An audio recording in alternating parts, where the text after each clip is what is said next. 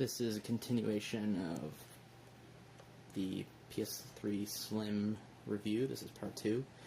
I think I covered a lot of what I wanted to say in the first part, but just wanted to sort of come to a conclusion about this Slim. Basically, should you buy a Slim if you have a PlayStation 3 already? Depends on your needs, really. For me, I'm perfectly happy with both my original console and the Slim. I'm very techy. I like having new things that come out.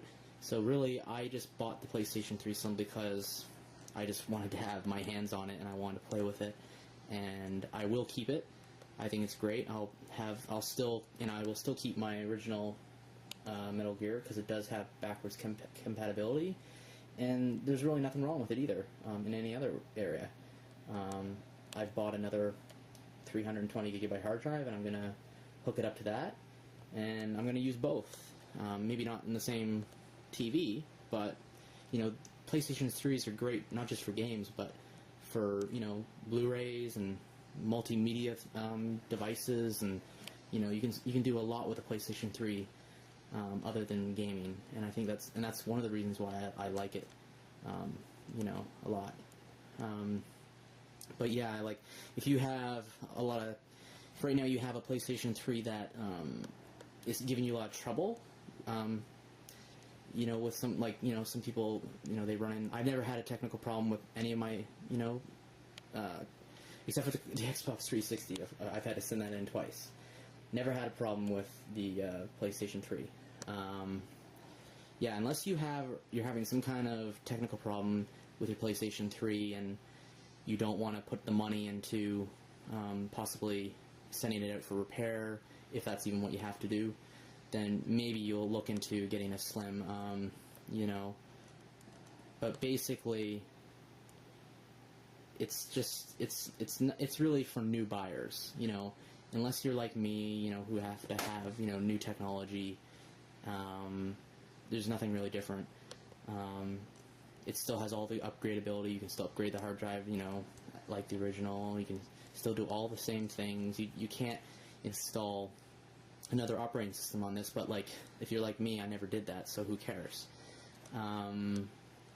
If you're thinking about buying a Slim because you think it might be faster than your other PlayStation 3, I don't think you're going to really find any difference. Yes, there are slight differences in terms of seconds between loadings and all that kind of stuff between games, but that's not a reason to get a Slim.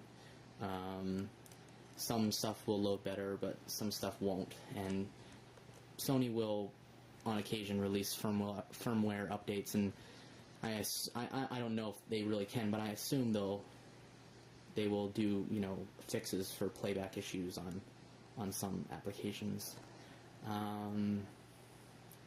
Yeah, I think it's a fine system. It's not cheap like the original PS2 Slim was.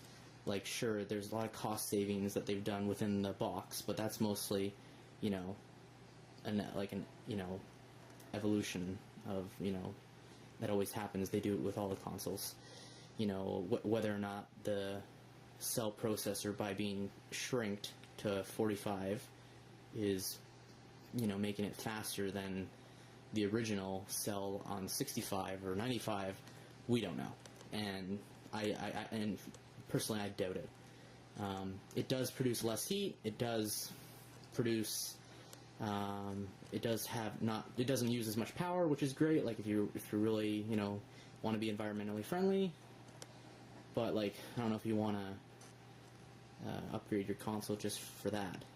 But certainly, if you're if you're looking for a new console, I would definitely go for the Slim versus the older models.